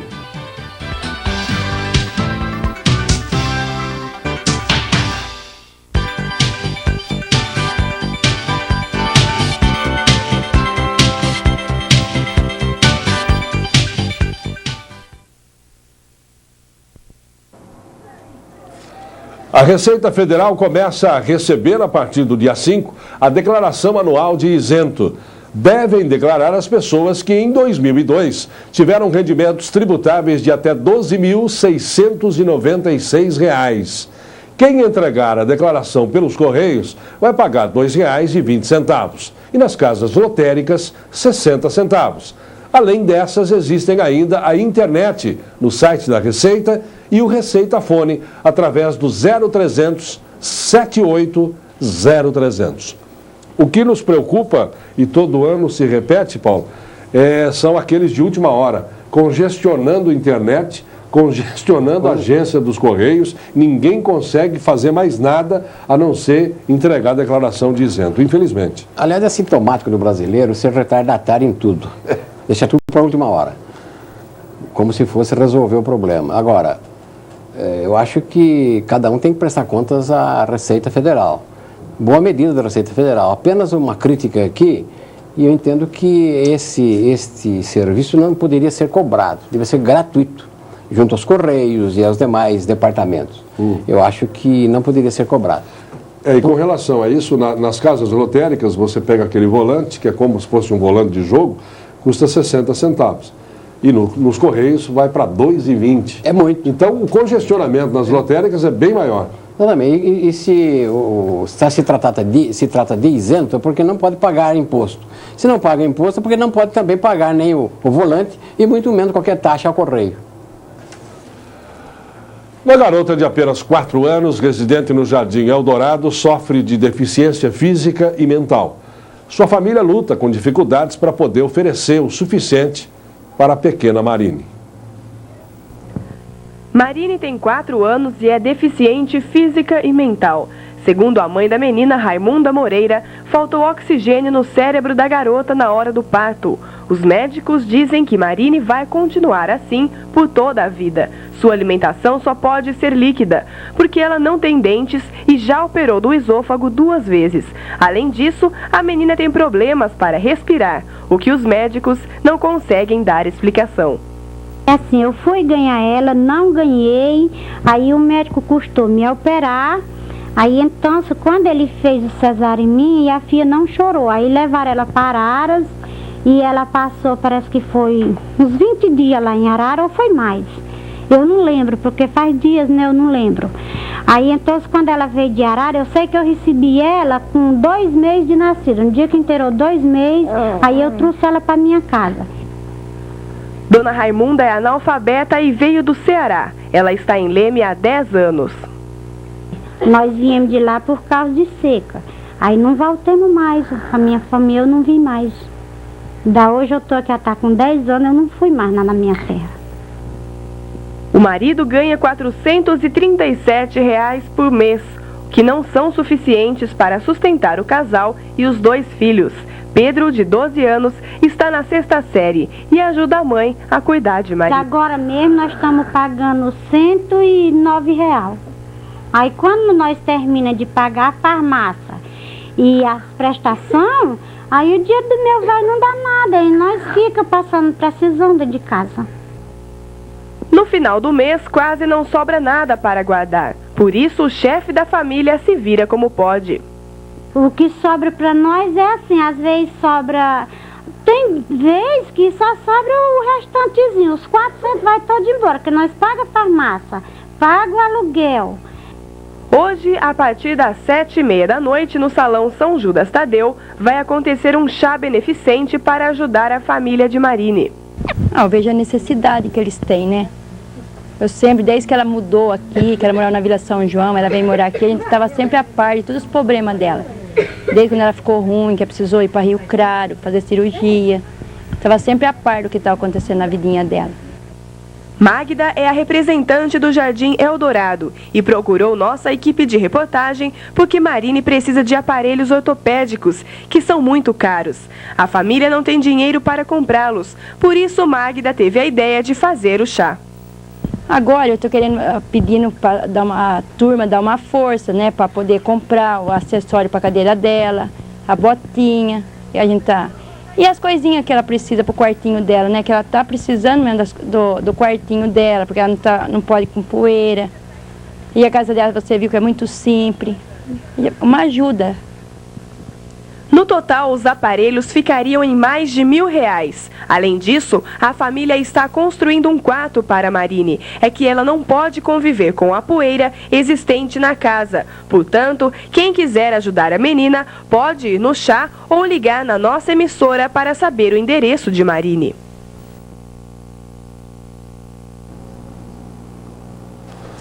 Paulo, a vida é difícil, né? A vida prega certas peças que é difícil um comentário, é muito doloroso, essa família, o que está passando. Eu acho que o poder público, o senhor prefeito, o poder municipal devia olhar por essa família através do seu departamento médico, da assistência social, e, enfim, oferecer o que puder para essa menina e para esta mãe que está sofrendo. E eu acho o seguinte, que todo aquele que reclama da vida deve olhar, antes de reclamar da vida, quadros como esses. Olhar para trás para ver se não tem gente pior do que as pessoas que reclamam da própria vida. É doloroso o que está acontecendo com essa família. Eu faço o apelo aqui ao senhor prefeito para que tome as providências, se possível, dentro dos limites reais da medicina, enviando para lá um médico, mesmo dentro dos senhores empresários, aqueles que puderem ajudar essa família. Esse é o meu apelo à população lemense. A cobrança das chamadas locais acima dos 100 pulsos, já incluídos na assinatura, deverá ser discriminada por data, horário, número de chamado e duração. A decisão da Justiça foi dada em ação movida pela Associação Proteste contra a Telefônica e a CETERP, e passa a valer 5 dias após a intimação, sob pena de multa de R$ 500 por conta emitida. A coordenadora do Departamento Jurídico da Proteste, Maria Inês Donce, afirma que o detalhamento das contas está previsto na Lei Geral das Telecomunicações e no Código de Defesa do Consumidor. O consumidor paga por um valor que não sabe onde está gastando. Segundo a Anatel, o artigo que trata da questão na lei não é muito explícito. Agora vai detalhar, né? Eu acho que está certo. Ligou, que hora que ligou, e tem dado certo quando vem lá os interurbanos que ninguém sabe de onde? Sabe de onde vem. Quem fez?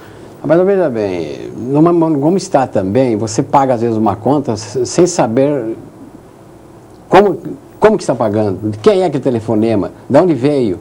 E outra coisa, também não adianta reclamar o telefone, porque você não vai obter um resultado positivo.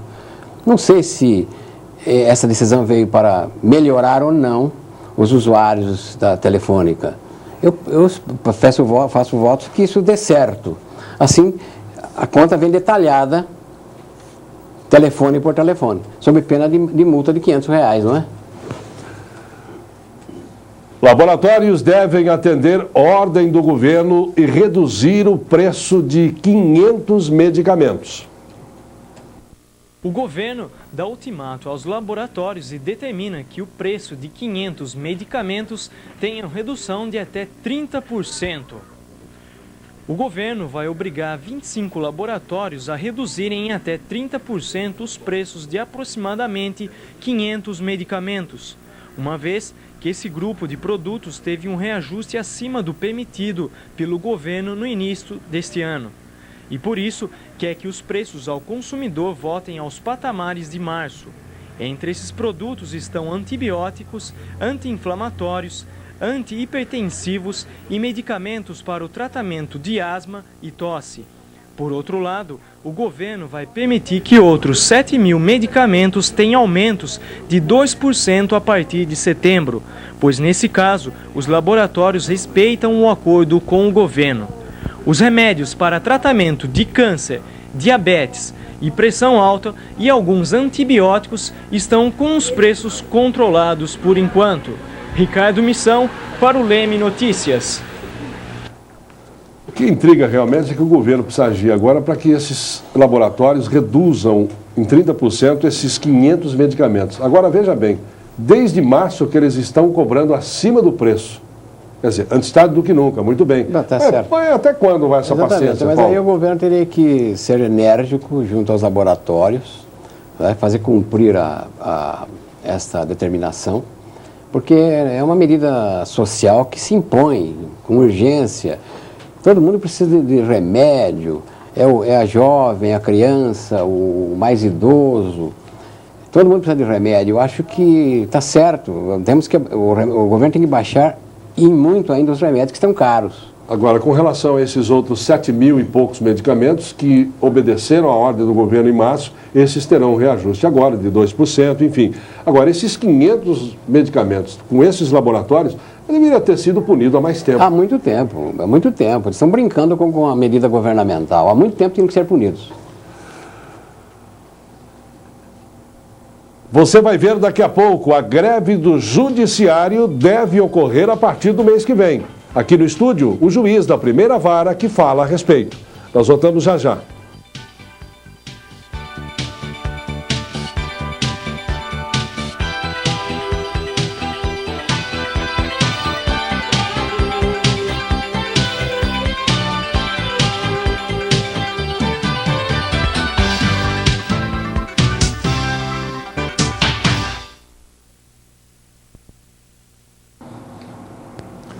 O gás de cozinha para o consumidor poderá ficar até 6% mais barato caso o governo permita que o engarrafamento do produto seja feito por qualquer distribuidora ou revendedora. Para que isso ocorra, seria necessário modificar uma portaria do extinto Departamento Nacional de Combustíveis. Atualmente, depois de recolher os botijões nas casas dos consumidores, as empresas são obrigadas a destrocá-los, pois cada empresa tem de engarrafar o seu próprio botijão, o que eleva o custo do produto. Você não imaginou que confusão que dá, pô? Se vingar essa medida é ótima, porque tudo que aquilo que for mais barato é bem aceito pela população. Agora, eu estou vendo que talvez seja uma medida demorada. Demorada, porque são 80 milhões de unidades de botijões no país todo. Você pensou que confusão essa troca para lá, para cá? Exatamente, as empresas aí fazendo a troca aí, vai atrapalhar e vai demorar muito, até que haja essa redução de preço de 6% dos botijões, né? Tomara que aconteça. Em todo o estado de São Paulo, o sol permanece com algumas nuvens. Nas outras áreas, o sol aparece também com muitas nuvens. Confira aí como vai ficar o dia amanhã em Leme.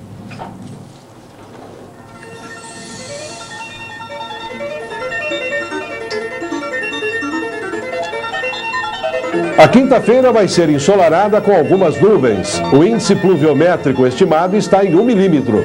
A probabilidade de chuva é de 10%.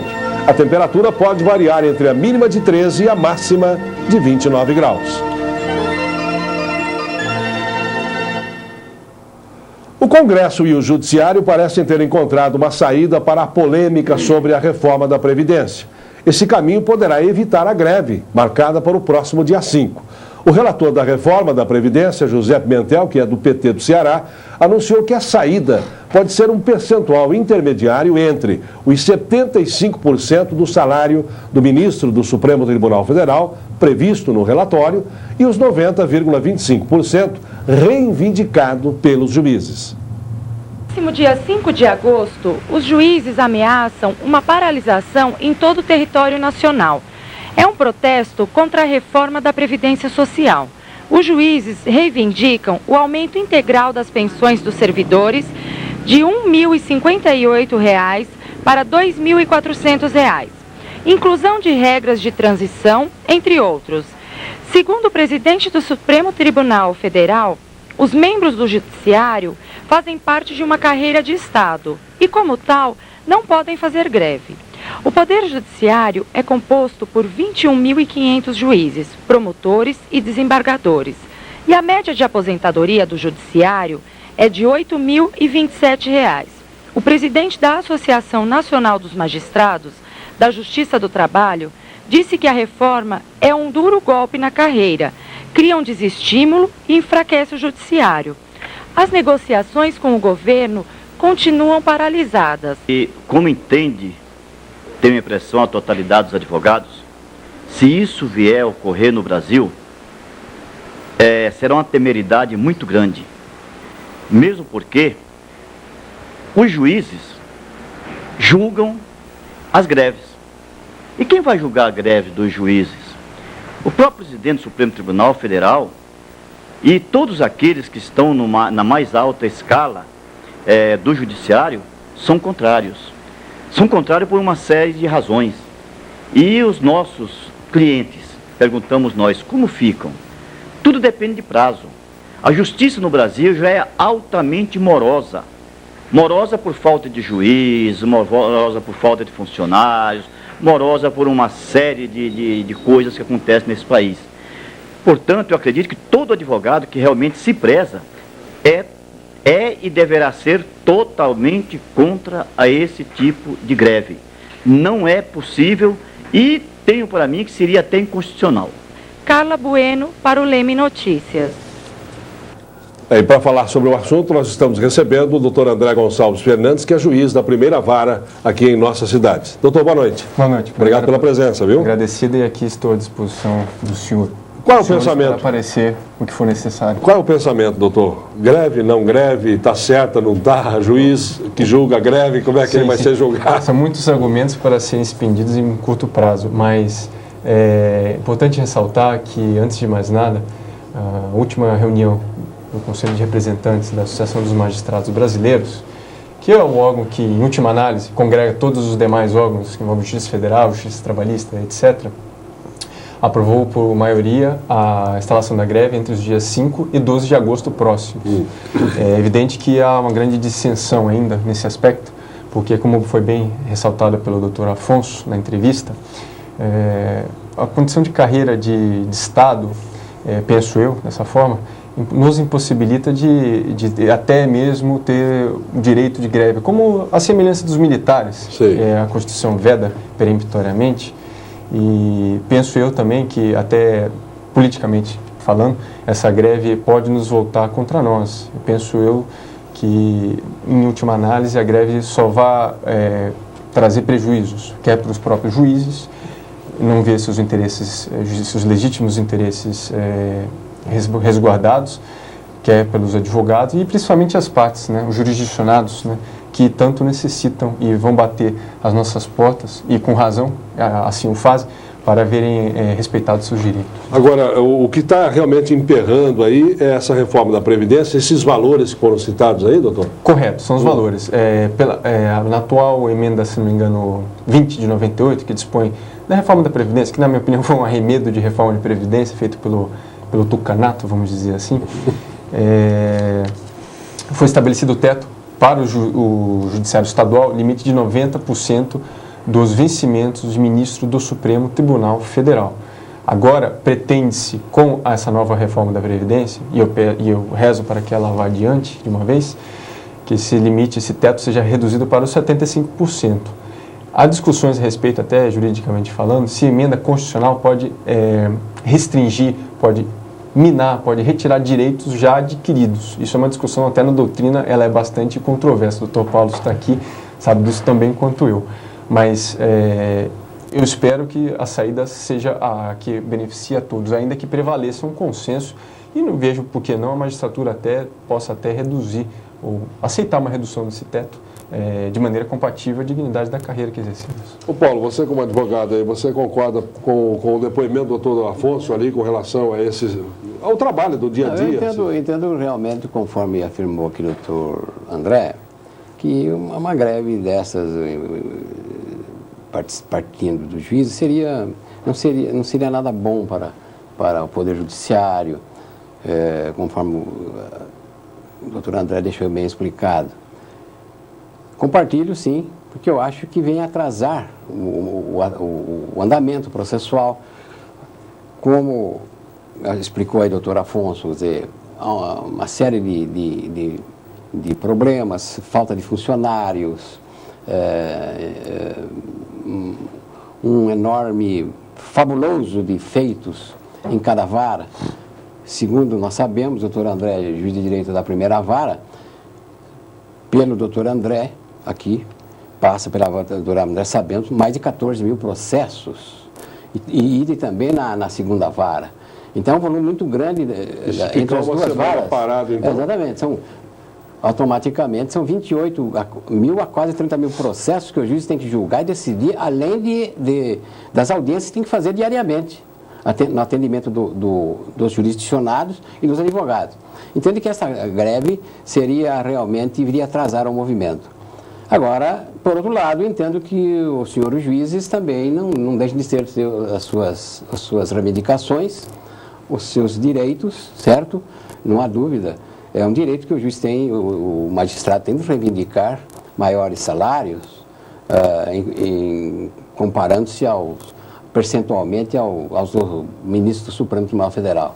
Agora eu queria fazer uma pergunta ao doutor André, se a filosofia intelectual do presidente do tribunal, o doutor Nico Conceição, sim, se é o mesmo, o que ele acha, se ele está acolhendo esta greve, ou acha ou não, seria o contrário? Bom, penso eu que até recentemente estive com o doutor Sérgio conversando, e ele foi muito franco comigo, que a greve seria o último dos últimos recursos, mesmo assim, sim, passível de inconstitucionalidade, sob a ótica dele. Sim. Mas, recentemente, durante a semana, vem vários comunicados da presidência, no sentido de endosso de todas as teses apresentadas pelos nossos órgãos de classe, junto ao relator da proposta de emenda constitucional que trata da reforma da Previdência.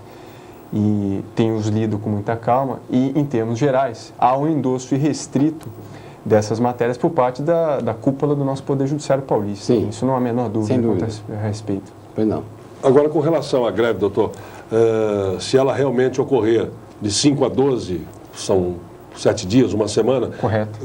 O fórum estaria fechado, literalmente. Como é que ficaria? Bom, a primeira questão é a seguinte: será que os juízes de Leme vão aderir à greve? Eu não sei. Precisaria conversar com a minha colega. Já estou colocando vocês aderindo.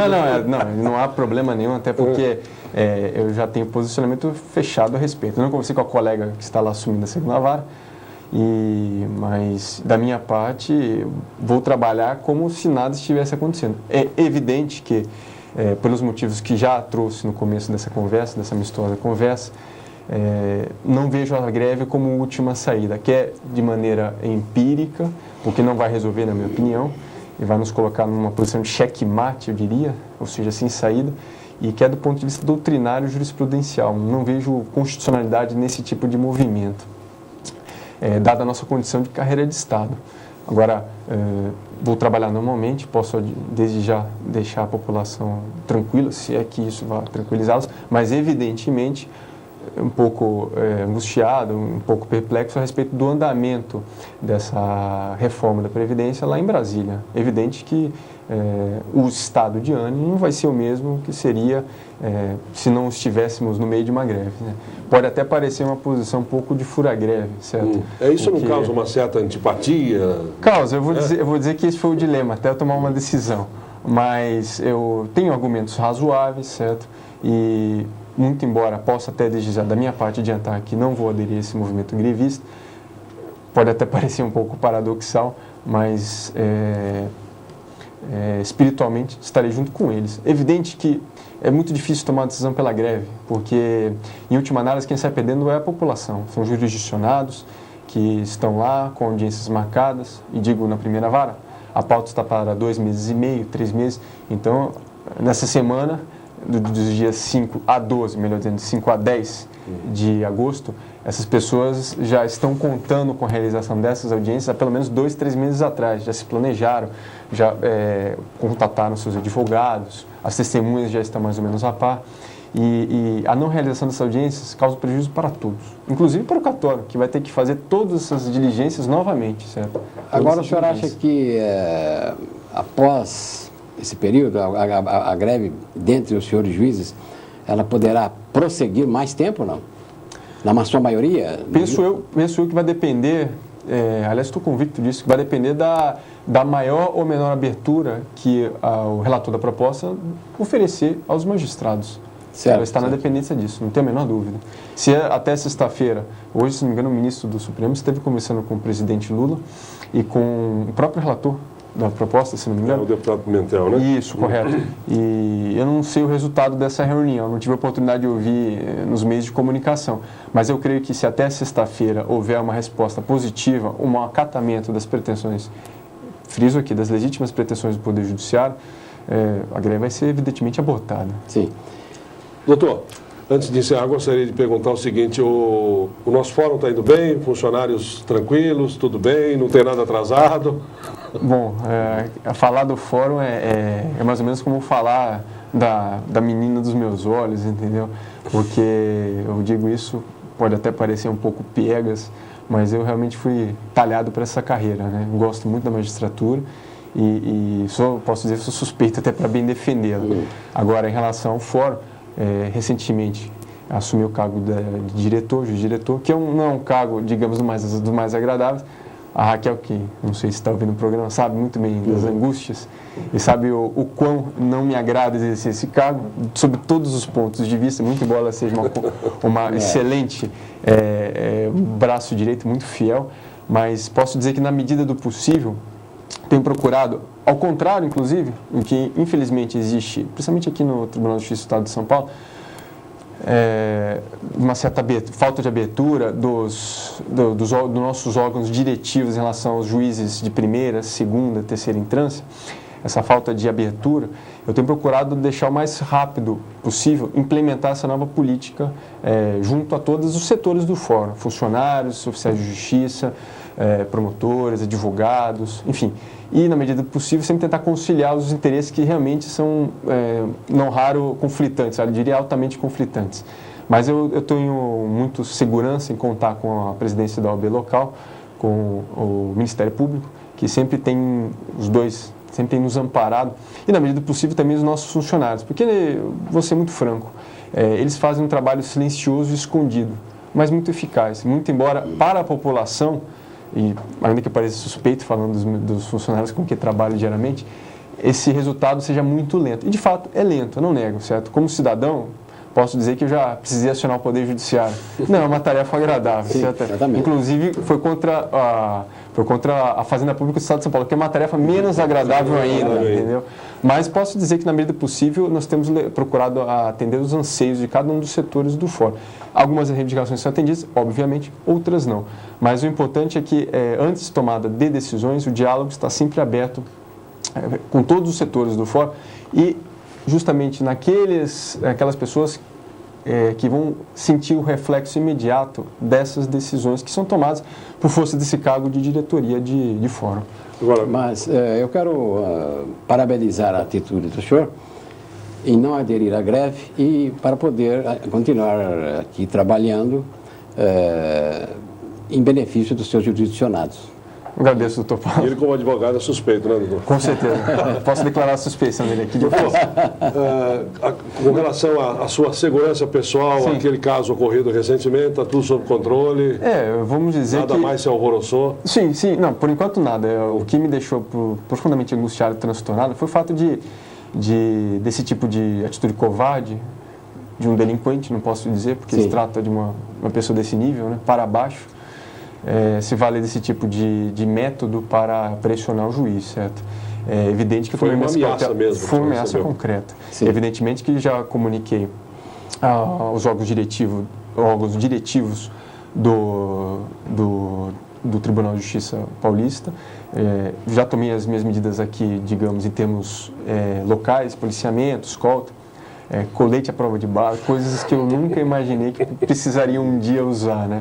Mas, enfim, agora, digamos que também tenho até procurado ver de uma outra forma a carreira e também, claro, não me deixar bater por isso, né? Porque isso é uma situação muito difícil, guardar as devidas proporções e bem guardadas as devidas proporções, eu senti um milímetro ou uma gota do que eu posso dizer com tranquilidade que os colegas italianos sentiram durante a Operação Mãos Limpas, sim, que se deu na década de 90 durante a Itália, né? Não é fácil, mas eu conto também com o apoio de todos os setores aqui do Fórum, da comarca, e também com a ajuda do meu anjo da guarda, né? Certo. Mas todo mundo está guardando da guarda. Não adianta aí realmente, aí são ossos do ofício realmente, né? Riscos ocupacionais. Está certo, ocupacionais. Doutor, muito obrigado pela sua presença, pelos seus esclarecimentos, pela sua gentileza em comparecer aqui no telejornal da TV Leme. Eu agradeço mais uma vez aqui a presença, estou sempre à disposição quando for possível. Doutor Paulo, mais uma vez é um prazer estarmos aqui numa mesa que não é a da audiência. Sim. E no mesmo nível, que me agrada muito. Muito prazer. Muito obrigado, boa noite. Boa noite, obrigado. Boa noite, Paulo. Muito obrigado, boa noite. Obrigado. O Leme Notícias termina aqui. A seguir você fica com o Esporte Show. Uma boa noite para você e até amanhã.